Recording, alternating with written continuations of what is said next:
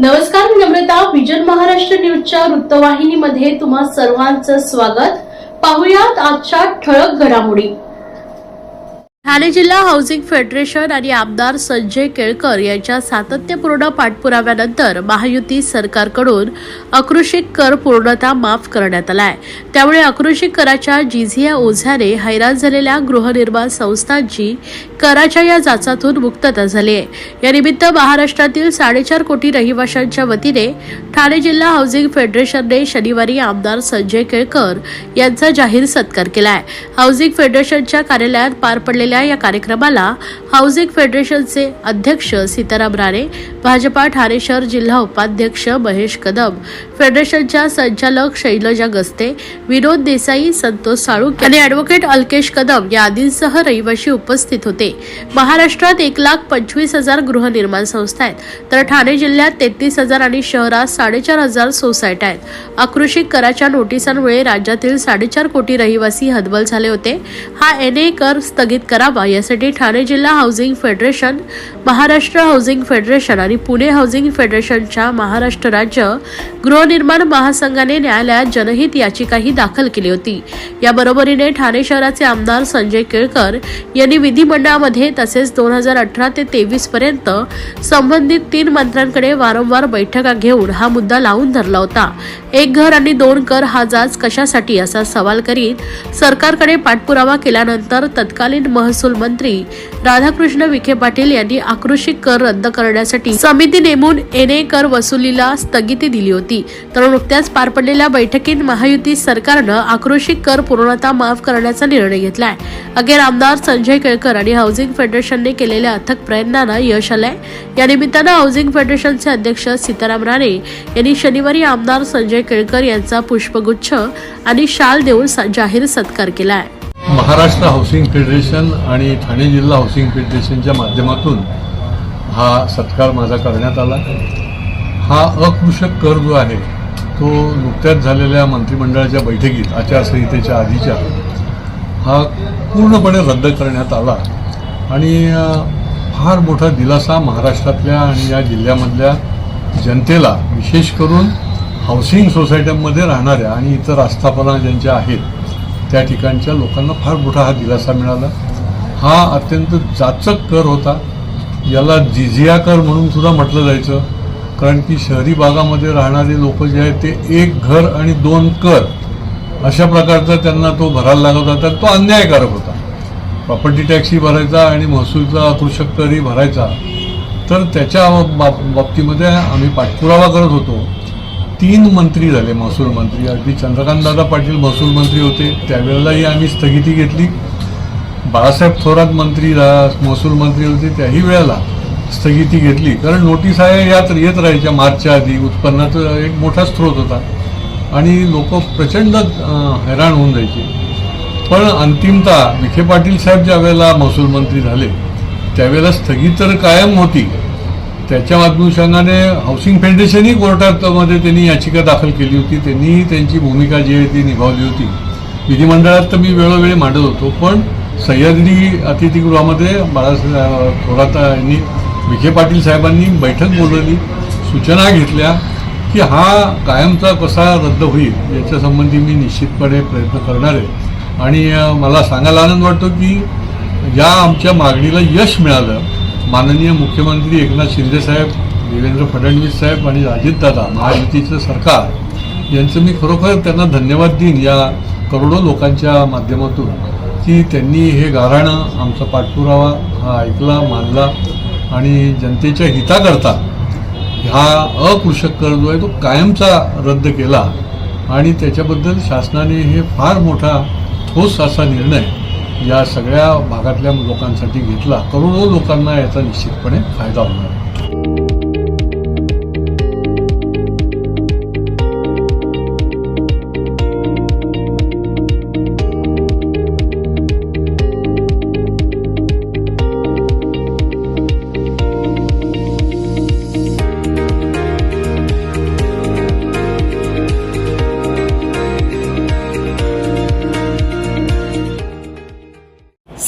सनी सोंधी आणि शबान सनी सोंधी यांनी सरकारी साक्षीदार होण्यासाठी कोर्टात दाद मागितली. आम्हाला जितेंद्र आव्हाड आणि त्यांच्या लोकांनी खोटे बोलून अडकवलं. आज झालेल्या पत्रकार परिषदेत सिमरन सनी सोंधी आणि तिची आई शबाना सनी सोंधी यांनी आपल्या चुकीच्या पद्धतीनं खोट्या खटल्यात अडकवण्यात आल्याचं कोर्टात दाद मागितली. जितेंद्र आव्हाड यांच्या समर्थकांनी त्यांना खोटे बोलण्यास आणि खोटी साक्ष देण्यास भाग पाडल्याचं त्यांनी या पत्रकार परिषदेत सांगितलंय. या घटनेने त्रस्त झालेल्या त्यांनी आता सत्य बाहेर काढण्याचा निर्णय घेतला असून या प्रकरणी सरकारी साक्षीदार होण्याची विनंती न्यायालयाला केली आहे. पत्रकार परिषदेत सिमरन आणि शबाना यांनी आपल्यावर केलेले आरोप पूर्णपणे खोटे आणि निराधार असल्याचं सांगितलंय. त्यांच्या म्हणण्यानुसार जितेंद्र आव्हाड आणि त्यांच्या समर्थकांनी त्यांच्या कुटुंबावर मानसिक दबाव टाकला आणि खोटी एफआयआर दाखल करण्यास भाग पाडलं.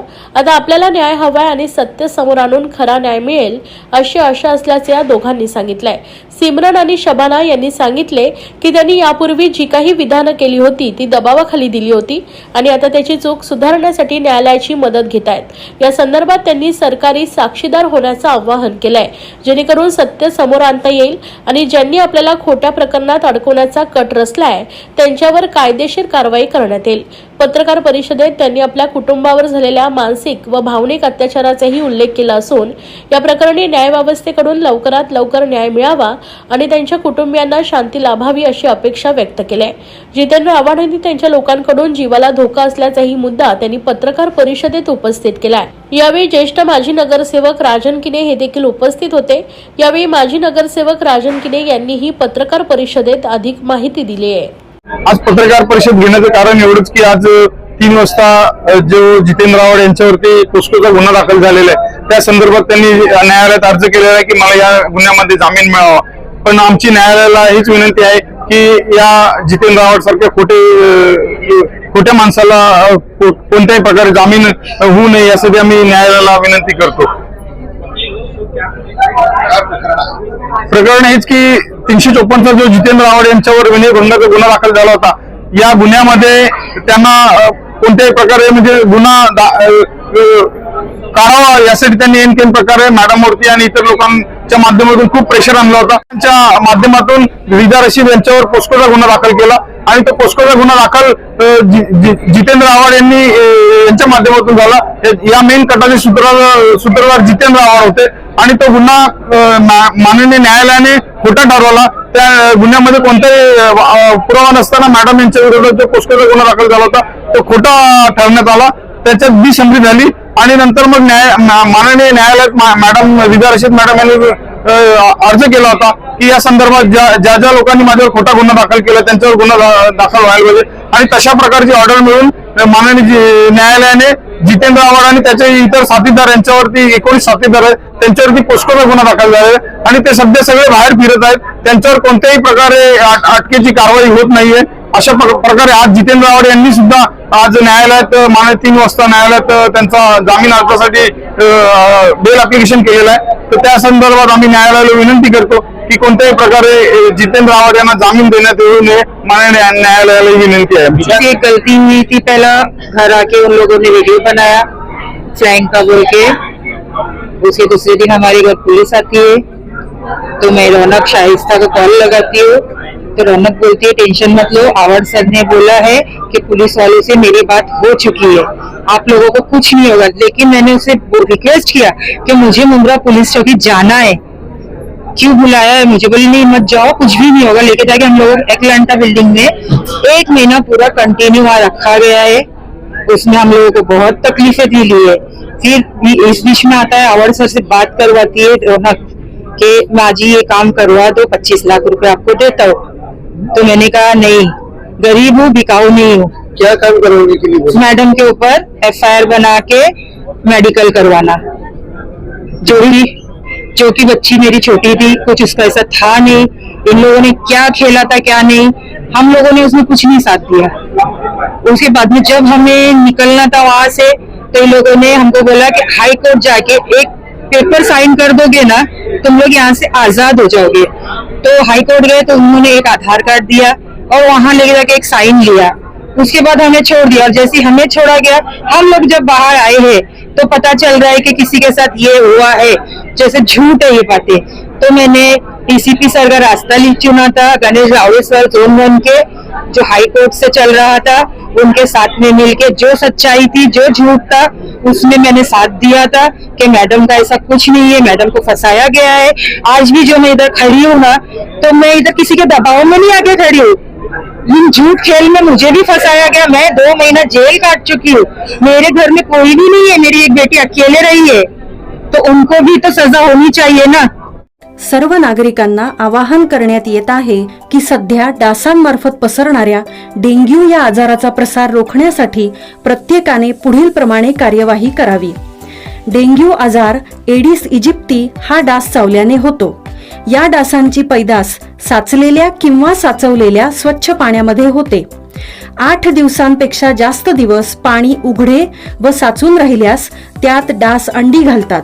अंड्यांच्या अळ्या तयार होऊन पुढे डास तयार होतात। यासाठी आपल्या घरातील पाणी साठे उदाहरणार्थ बॅरल्स, पिंपे, टाक्या, हौद, रांजणे इत्यादी दर आठवड्याला रिकामे करून घासून पुसून कोरडे करून पुन्हा भरावे। 1 दिवस कोरडा दिवस म्हणून पाळावा। पाणी साठ्यांना घट्ट झाकणे बसवावीत किंवा जुनी साडी, चादर, धोतर यांनी बांधून झाकून ठेवावीत, म्हणजे डास त्यात जाऊन अंडी घालणार नाहीत।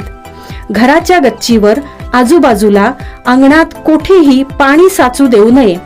भंगार सामान उघड्यावर टाकू नये, उदाहरणार्थ टायर्स, प्लास्टिक सामान, कुंड्या, टाकाऊ वस्तू इत्यादी। अशा सामानात पावसाचे पाणी साठून त्यात डेंग्यूच्या डासांची पैदास होते। घरातील कूलर्स, फ्रीजच्या पाठीमागील ट्रे हे देखील वेळोवेळी कोरडे करावेत। लक्षात ठेवा, नुसत्या फवारणीने डास घनता कमी होत नाही, तर त्यासाठी डास पैदास ठिकाणे नष्ट करणे ही आपल्या सर्वांची जबाबदारी आहे। कोणताही ताप अंगावर न काढता जवळच्या शासकीय रुग्णालयात मोफत औषधोपचार घ्या। अशा प्रकारे नागरिकांनी सहकार्य केल्यास डेंग्यूचा प्रसार रोखणे सहज शक्य आहे। विनयभंग प्रकरणातील आरोपीला जामीन मिळतो कसा? राज ठाकरे यांचा ठाणे पोलिसांना आरोपी विरोधात कठोर कारवाई व्हावी यासाठी मनसे आणि ठाकरे गटानं मोर्चा काढला होता। या मोर्चात मोठ्या प्रमाणात नागरिक सहभागी झाले होते। काही दिवसांपूर्वी ठाणे नगर पोलीस ठाण्याच्या हद्दीत एका 11 वर्षीय अल्पवयीन मुलीचा विनयभंग झाला। या प्रकरणात पोक्सो कायदा अंतर्गत गुन्हा दाखल झाल्यानंतर ठाणे पोलिसांनी आरोपीला अटक केली, परंतु अवघ्या 2 दिवसात आरोपीला जामीन मिळाला। या घटनेवरून महाराष्ट्र नवनिर्माण सेनेचे अध्यक्ष राज ठाकरे यांनी विनयभंग करणाऱ्या आरोपीला जामीन मिळतो कसा असा प्रश्न उपस्थित केलाय। तसेच या प्रकरणात पीडित मुलीचा जबाब नोंदवून आरोपीला पुन्हा अटक करण्याच्या सूचना त्यांनी पोलिसांना केलाय। मनसे अध्यक्ष राज ठाकरे हे शुक्रवारी प्रसिद्ध मिसळचा आस्वाद घेण्यासाठी ठाण्यात आले होते। त्यावेळी त्यांच्यासोबत मनसेचे नेते अमित ठाकरे, अविनाश जाधव, राज ठाकरे यांच्या पत्नी शर्मिला ठाकरे उपस्थित होत्या। पण एखादी व्यक्ती त्याची जर समजा अशा प्रकारची विकृती पक्ष म्हणून पंखाखाली घालणार असो आपण, तर काय बघायलाच असो ना, असल्या प्रकारची कृत्य करताना कोणी त्यांना पंखाखाली घालू नये। आणि अशा प्रकारची विनयभंगाची केस झाल्यानंतर किंवा उलट झाल्यानंतर अशा लोकांना जामीन मिळतो कसं मला कळत नाही। कोर्ट देखील यांना जामीन देतं कसं? आणि म्हणून मी त्यांना सांगितलं तर त्या मुलीची परत स्टेटमेंट घ्या सगळे, आणि तो जो कोणी आहे त्याला पहिल्यांदा अरेस्ट करा। आता तर पोलिसांची बोलणं झालं त्याप्रमाणे ते करतो। टोल नाक्या संदर्भात आज आपण आला जंगी स्वागत केलं। आपण जेव्हा पहिल्यांदा टोल नाक्या संदर्भात आवाज उठवला होता तेव्हा पहिली प्रतिक्रिया ठाण्यामध्ये उमटली होती। दरम्यानच्या काळात बऱ्याच केसेस झाल्या, एकेका कार्यकर्ते 16 ते 17 केसेस, 50 केसेस आहेत। आता टोल मुक्त केली मुंबई, या केसेस मागे घ्याव्यात अशी काही आपली मागणी केली? अर्थातच घेतल्या पाहिजेत ना, ते काय घरचा सत्यनारायण होता का? आमच्या लोकांसाठी म्हणून केलेली गोष्ट होती। आणि आज मला असं वाटतं सगळेच जण खुश असतील या प्रकारचं, कारण इतकी वर्षाची काही टोळधाड पडली होती आपल्यावरती, त्याला टाकायचीच म्हणता येईल। किती पैसे जमा झाले, किती पैसे आले, कोणाकडे गेले, काय झाले, प्रश्नाला त्याच्याला पत्ता नव्हता आजपर्यंत। मला असं वाटतं की इतक्या वर्षाच्या आमच्या आंदोलनाला यश आलेलं आहे, आणि त्याबद्दल माझ्या महाराष्ट्र सैनिकांचं मी सर्वप्रथम मी त्यांचं अभिनंदन तेव्हा पण केलं, आता पण करतो की हे सगळं त्यांच्यामुळे शक्य झालं। या होत्या आजच्या ठळक घडामोडी। अशाच राजकीय, सांस्कृतिक, क्रीडा क्षेत्रातील बातम्या पाहण्यासाठी पाहत रहा विजन महाराष्ट्र न्यूज ही वृत्तवाहिनी। विजन महाराष्ट्र न्यूजच्या फेसबुक चॅनलला व YouTube चॅनलला फॉलो आणि सबस्क्राईब करा. धन्यवाद.